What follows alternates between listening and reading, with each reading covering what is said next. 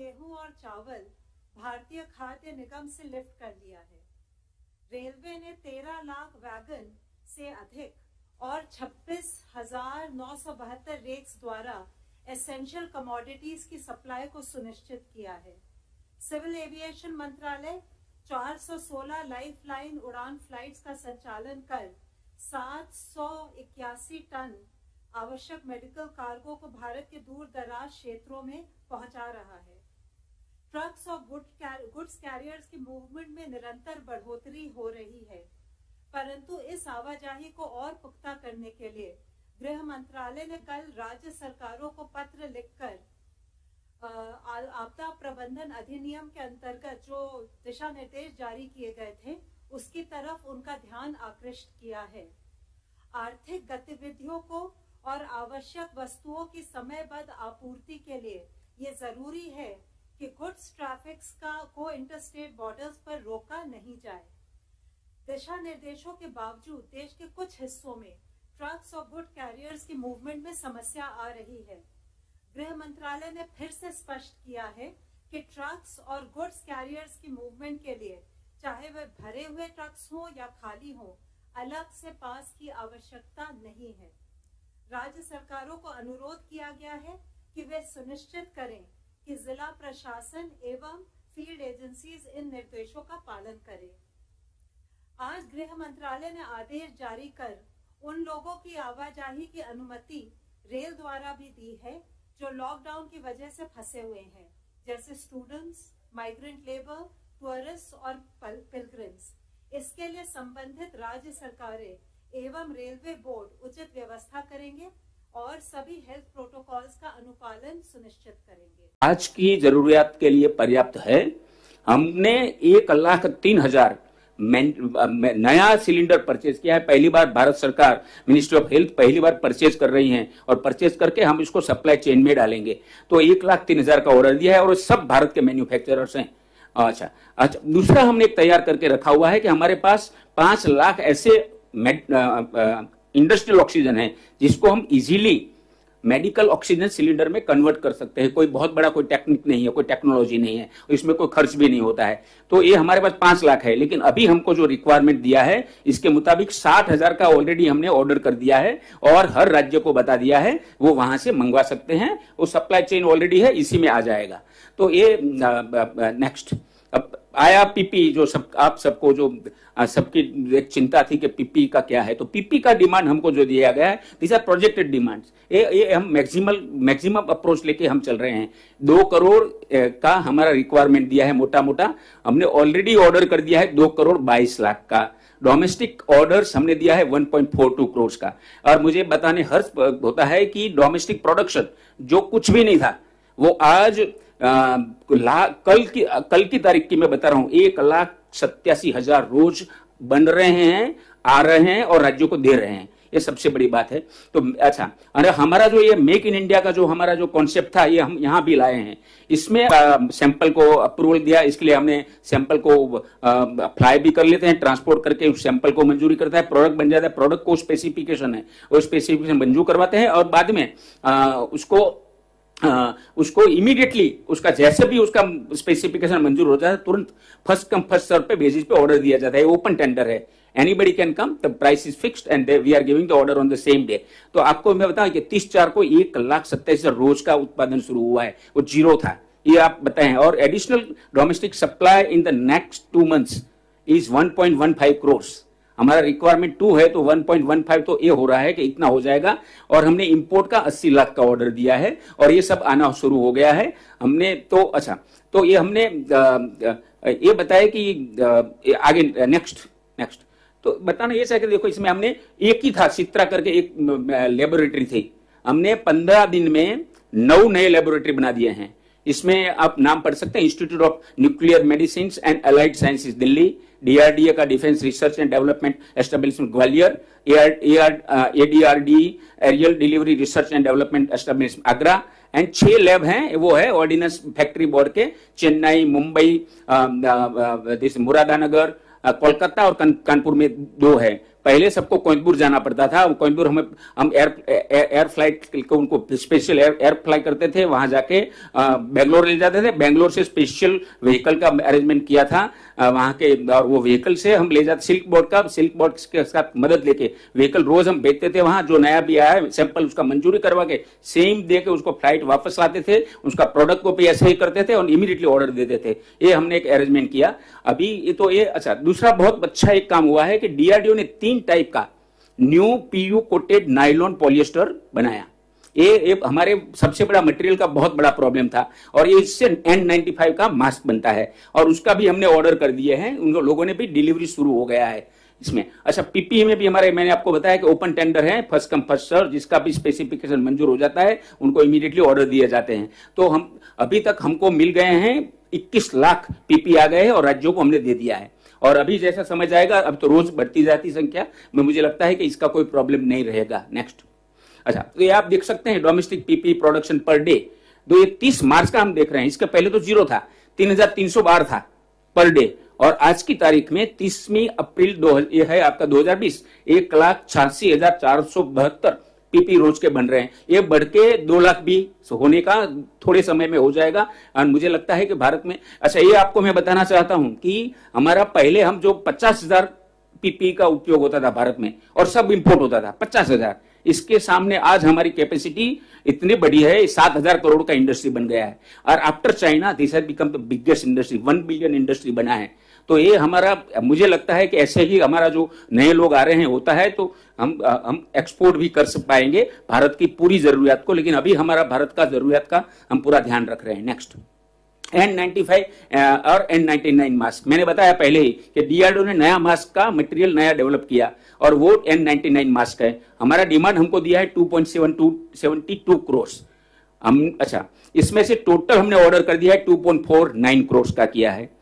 अच्छा, domestic order है 1.49 है, और उसका भी कैपेसिटी बताइए 0 था, आज का जो मैं कल का फिगर दे रहा हूं वो रोज का 2,30,000 बनना शुरू हुआ है, और ये बहुत बढ़ने की संभावना है, क्योंकि नए नए मैन्युफैक्चरर्स भारत के ही आ रहे हैं, और ये हमने उसका मशीनरी, स्टिचिंग मशीन, ये सब चीजें भारत में ही उसका पूरा इंतजाम किया गया है, और भारत में ही पूरा बन रहा है। तो मेक इन इंडिया अगेन हम लाए हैं, तो उसका 6 डोमेस्टिक मैन्युफैक्चरर्स हैं हमारे पास, 7 नया हमने ऑलरेडी आइडेंटिफाई किया है, उनका मास्क का जो है सैंपल हमारे पास आ गया है, उसको अलग अलग जगह लेबोरेटरी में हमने भेजा है लास्ट 3 डेज में, और उसका भी मंजूरी हो जाएगा, तो ये हो जाएगा। अच्छा, डोमेस्टिक में हमारा जो डोमेस्टिक आएगा हमारे पास जो मैन्युफैक्चरिंग, ये 2 महीने में आएगा। ये मैन्युफैक्चरिंग में बोल दिया, रिसीव हमको 50 लाख के ऊपर मिल गए हैं, और हर राज्यों को हमने दे दिया है।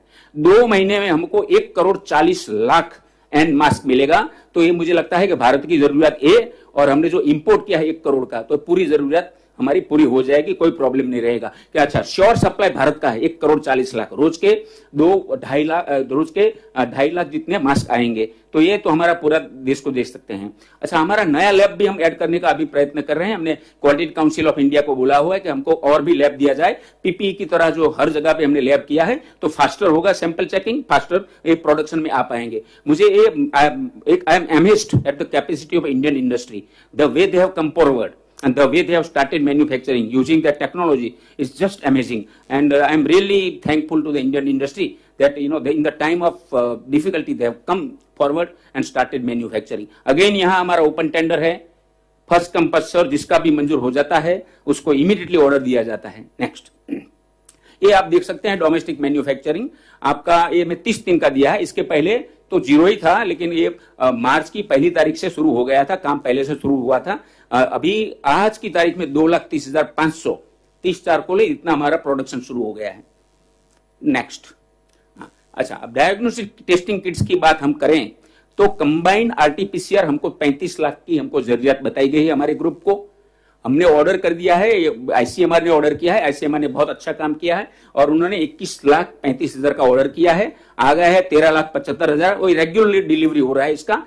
रॉच टेस्ट किट्स का 8 लाख बताया है, लेकिन जो ऑर्डर किया है ज्यादा मशीन, उसको ध्यान में रख के किया है। आज का जितना मशीन है इसके सामने 2 लाख की जरूरत है टेस्टिंग, एक टेस्ट किट से रॉच मशीन में 1400 को होता है टेस्ट, 1401, तो ये 2 है, तो इसका आप 2 लाख का इनको 1400 गिन ले तो इतना टेस्ट हो सकता है। और अभी हमको 6 लाख आ गए हैं और इसका रेगुलर डिलीवरी है, कोई प्रॉब्लम नहीं है। मैन्युअल आरटीपीसीआर में आप देख सकते हैं कि प्रोब 35 लाख के सामने 30 लाख आ गए हैं, प्राइमर 35 लाख के सामने 22 लाख आ गए हैं, मास्टर मिक्स है 16.4 लाख आ गए हैं। अच्छा, वीटीएमएस एंड आरएनआर ये राज्य सरकार परचेज करती हैं, लेकिन अभी हमने सेंट्रल गवर्नमेंट ने डिसाइड किया है कि हमको राज्य सरकार को भी हैंड होल्डिंग करेंगे, हम उसका परचेज करेंगे। उसके भी ऑर्डर हो गए हैं और उनका भी रेगुलर डिलीवरी आ रहा है। नेक्स्ट, अच्छा, ये मैं बताना चाहता था drugs and other medical equipments.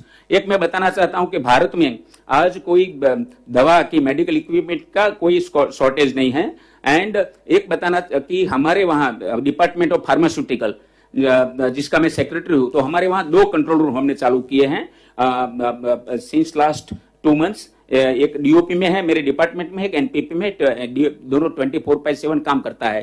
और हमारा continuous interaction with the manufacturers, distribution and pharmacist है। स्टेट हमने बहुत मदद किया है, क्योंकि medical and drugs and medical device industry पूरा चलना चाहिए, नहीं तो शॉर्टेज हो सकता है। और तो होम मिनिस्ट्री ने भी हमको बहुत मदद किया है और इसकी वजह से हमारा आज कोई शॉर्टेज नहीं है। ये एचसीक्यू का एक इश्यू आ रहा था कि हाइड्रोक्सी क्लोरोक्विन टैबलेट्स का क्या सिचुएशन है, तो मैं आपको बताना चाहता हूं कि प्रोडक्शन कैपेसिटी 12.23 थी मार्च में, अप्रैल में वो 30 करोड़ टैबलेट हो गया है। इसका मतलब है 1.5 टाइम्स प्रोडक्शन कैपेसिटी भारत का बढ़ा है। हमने जो रिलीज हमने मार्केट में रिलीज किया है, मार्केट में फार्मेसी को 9 करोड़ का प्लान है, 5 करोड़ अभी दिया है, 4 करोड़ अभी ट्रांजिट में है। अच्छा, अगेंस्ट उनका रिक्वायरमेंट, रेगुलर रिक्वायरमेंट 2.5 करोड़ था। ये यूज होता था आर्थराइटिस एंड लुपुस, ये 2 डिसीज के लिए यूज होता था। इसके सामने हमने 9 करोड़ का हम रिलीज कर दिया है। अच्छा, सेंटर एंड स्टेट दोनों का हमने डिमांड पूरा दिया है। और नेक्स्ट में ये बताऊंगा मैं आपको। देखिए, ये है पूरा, एक बताते हैं आपको कि there are two main manufacturers, they manufacture almost 90% of the HCQ, Ipca and Zydus. ये दोनों का कैपेसिटी आप देख सकते हैं कि टोटल कैपेसिटी 4.73 एंड 7.50 था, तो वो था टोटल मिला के 12.23 था, आज 30 हो गया है। मुझे अभी बताया गया है कि मई में जो 30 करोड़ हमने लिखा है टैबलेट्स, वो 40 करोड़ तक की हो सकती है। और नीचे आप देख सकते हैं स्टेटस ऑफ सप्लाई, तो इसमें आप देख सकते हैं कि ये मिनिस्ट्री ऑफ हेल्थ ने हमें 7 करोड़ दिया है। अभी मिनिस्ट्री ऑफ हेल्थ ने हमको बताया कि इतना ज्यादा हमको बस इतना अभी नहीं चाहिए, और लेकिन हमने उसको दे दिया है रिक्वायरमेंट से।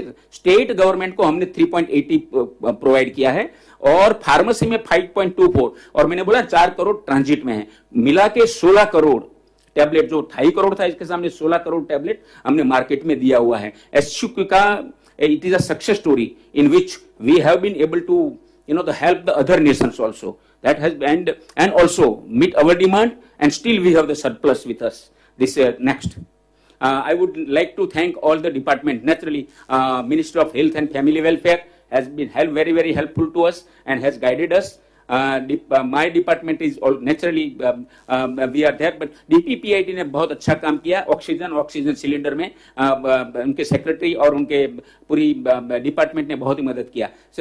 Ministry of textile and secretary textile, उनके पूरे मिनिस्ट्री ने बहुत अच्छा काम किया। पीपी और N95 मास्क में बहुत ही अच्छा काम किया। डीआरडीओ ने बहुत अच्छा रिसर्च करके at the nick of the time they have come out with new specifications, 3 types of N95 new mask develop किया और उसका मैन्युफैक्चर डिलीवरी शुरू हो गया है। ICMR naturally they have been associated with, बहुत अच्छा किया। एक्सटर्नल अफेयर्स में जो इंपोर्ट होता है तब मैन्युफैक्चरर्स को ढूंढना, उसका प्रपोजल तैयार करके हमारे पास भेजना, क्योंकि ये बहुत ही ग्लोबल डिमांड बहुत ज्यादा है। हमको उन्होंने मदद किया, उनका भी हम धन्यवाद करते हैं। सिविल एविएशन ने 2 प्रकार में हम मदद किया। एक तो international as well local movement के लिए उन्होंने कार्गो एयर ब्रिज और लाइफलाइन उड़ान, ये 2 प्रोजेक्ट्स में पूरे भारत में हमारा जितना भी ये प्रोडक्शन हो रहा है जो एसेंशियल मेडिकल सप्लाईज का, इसके लिए हमको बहुत ही मदद किया है। और बिकॉज लॉजिस्टिक और ट्रांसपोर्ट नहीं होता during the lockdown, then the kind of manufacturing and the kind of delivery which we are making today would not have been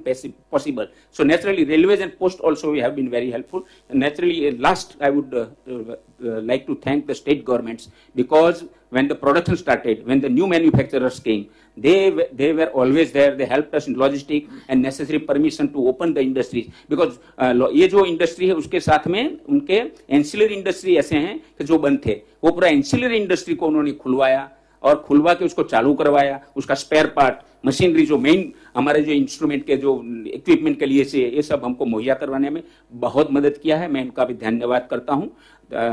next. So I would thank you very much, and I'm sure that we'll be able to meet the demand which our nation needs. Thank you. Thank you very much, sir, for the detailed presentation, and I think this is a assurance to every one of us that adequate medical supplies are available. We take online question. Will there be free movement of public transport in green zone areas? I think इसके लिए जो नई guidelines आएंगी उसका इंतजार करें, तब सब स्पष्ट हो जाएगा. Okay. Mr. Sanjay Sharma from मेरा सवाल है सर, इंदौर से जितने भी अखबार निकलते हैं आज उसमें आज एक बड़ी खबर छपी हुई कि सेंट्रल से जो टीम गई हुई थी इंदौर में कोरोना को रोकने के लिए, उसके बारे में लिखा गया कि सेंट्रल की टीम ने कुछ भी काम नहीं किया, सिर्फ बड़ी बड़ी बातें की और यहां से चली गई. I think these local inputs in the media, that is the reporting part. But अगर आपका specific question है तो you can ask the question. Otherwise, I think this is a media report and we'll take note of that.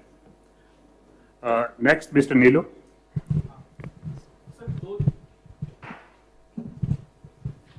दो चीजें sir. एक तो जो health ministry ने जारी किया है, नया जो लिस्ट जारी की है, उसमें 21 दिन का एक पीरियड रखा गया है उसको रेड जोन से.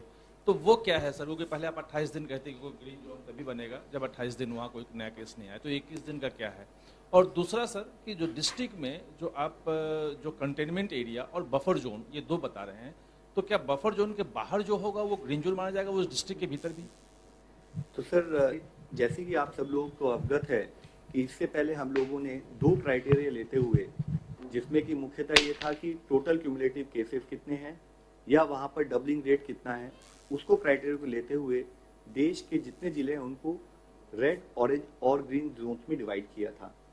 उसके बाद जैसे जैसे केसेस का नंबर बढ़ रहा है, जैसे जैसे हमारी रिकवरी रेट में चेंजेस आ रहे हैं, जैसे जैसे हमारी सैम्पलिंग रिक्वायरमेंट बढ़ रही है, तो एक नीड है कि हम जो हमारा सैम्पलिंग क्राइटेरिया उसको थोड़ा और, उसको जो हमारा आइडेंटिफिकेशन क्राइटेरिया है फॉर जोन, उसको थोड़ा और ब्रॉड बेस करें, उसको मल्टीफैक्टोरियल लेके जाएं, ताकि her eventuality at the field level in terms of identification of the critical areas of intervention should be taken into consideration, and no zone which can tomorrow become a problem for us should be missed out. तो उसके part में ही हमने red और orange zone को define किया है, जिसमें हमारे बहुत सारे क्राइटेरिया हैं जो रिवाइज क्राइटेरिया हैं. अगर आप देखें तो एक तो टोटल इंसिडेंस ऑफ केसेस वहां पर कितनी है, उसके साथ ही वहां पर डबलिंग रेट कैसा है केसेस का, साथ ही वहां पर टेस्टिंग किस लेवल पर हो रही है, वहां पर हमारी सेंट्रल आरआरटीज जो गई हैं, होम मिनिस्ट्री की आरआरटीज जो गई हैं, जिसमें कि हमारे हेल्थ के प्रोफेशनल्स हैं, उनका फीडबैक क्या है, जो हमारा रेगुलर सर्विलेंस स्टेट के साथ कोऑर्डिनेशन में चलता है उसका क्या फीडबैक है. इसके साथ ही वहां पर डेंसिटी ऑफ पॉपुलेशन कैसी है, कि क्या वह एरिया आज अगर वहां पर थोड़े से कम केसेस है but this is a critical area, कि कल को वहां पर प्रॉब्लम ऐसी ना हो जाए कि अंडर करंट के रूप में वहां पर केसेस इतने हो कि वह जिला उसे मैनेज ना कर सके. तो इन सारे कंसिडरेशंस को लेते हुए हमने ऑरेंज और रेड जोन को डिफाइन किया है. नाउ किसी भी एक पर्टिकुलर जिले में अगर वहां पर इससे पहले वह रेड या ऑरेंज है, तो साथ में अगर वहां पर कंटेनमेंट एफर्ट्स अच्छे ढंग से चल रहे हैं, जिसका इम्पैक्ट आना शुरू हो गया है, तो हमने कहा है कि 21 दिन अगर उस जिले में कोई केस नहीं आता तो आप उसको रेड या ऑरेंज से निकालकर आप उसको ग्रीन जोन में कंसिडर कर सकते हैं.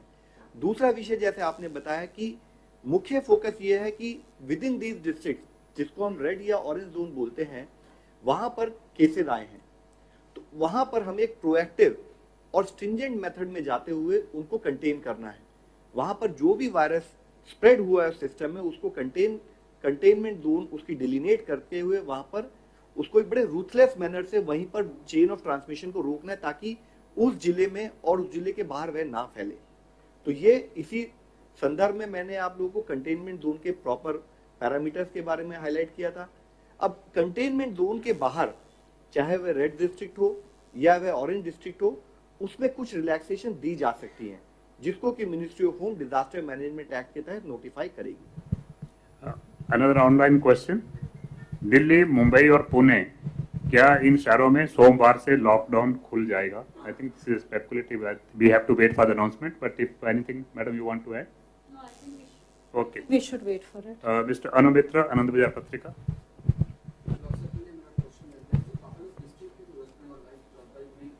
Kalimpong not reported any positive case for last 28 days, but instead of putting them in green zone, from orange zone to green zone, ministers put them in red zone. Why? What is the reason? Sir, as far as all the districts are concerned, मैंने अभी आपको पूरे detail में criteria explain किया है।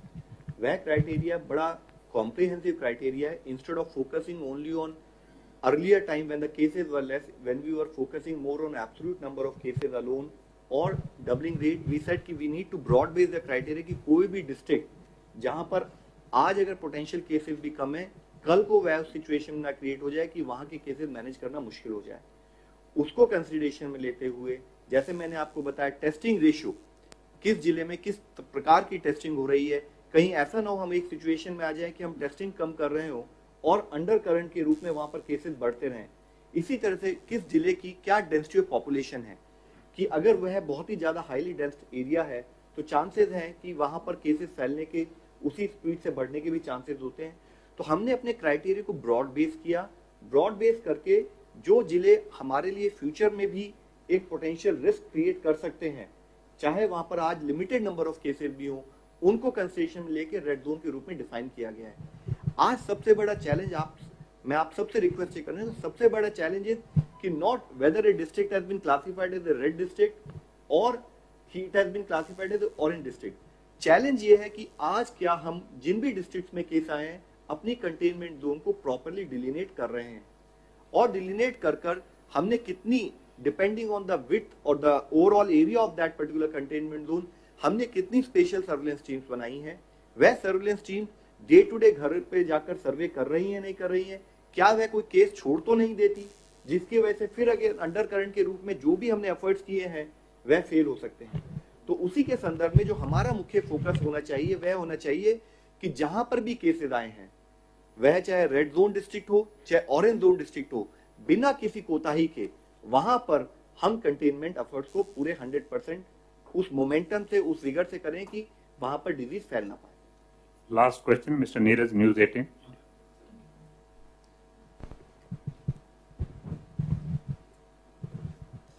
Sir, Maharashtra में एक मामला आया कि प्लाज्मा थेरेपी का इस्तेमाल किया गया मरीज पे, उनकी मौत हो गई। तो प्लाज्मा थेरेपी को लेकर क्या गाइडलाइंस है? पहले भी आप बता चुके, लेकिन क्या कोई गाइडलाइंस है अस्पतालों को, या क्लिनिकल ट्रायल के तौर पे किसी पे इस्तेमाल किया गया, उनकी जान नहीं बच पाई, क्या है पूरे मामले में? सर, इससे पहले हम लोगों ने इसके बारे में डिटेल में डिस्कस किया था, जिसमें हमने आप लोगों को बताया था ये बात कि अभी कोई कंफर्म ट्रीटमेंट मेथोडोलॉजी फॉर कोविड-19 नहीं है। पूरे वर्ल्ड ओवर प्लाज्मा थेरेपी हो या और डिफरेंट मेथोडोलॉजी हो, उन पर अभी ट्रायल मोड में है, वो रिसर्च मोड में है, और उसके तहत ही कोई भी अगर इस पर कार्य करना चाहे तो वह प्रॉपरली ड्रग कंट्रोलर से परमिशन ले, जैसे कि आईसीएमआर गाइडलाइंस में कहा गया है, और उसके तहत ही उस प्रोसेस को इनिशिएट करे। यह बहुत जरूरी है कि while we should remain hopeful, but we should not end up doing something which is contrary to the evidence. तो प्रॉपर एविडेंस बिल्ड करने की जरूरत है, उसको रिसर्च और ट्रायल के रूप में ही लिया जाना चाहिए और उसके तहत ही कार्य करना चाहिए। Thank you friends, thank you very much.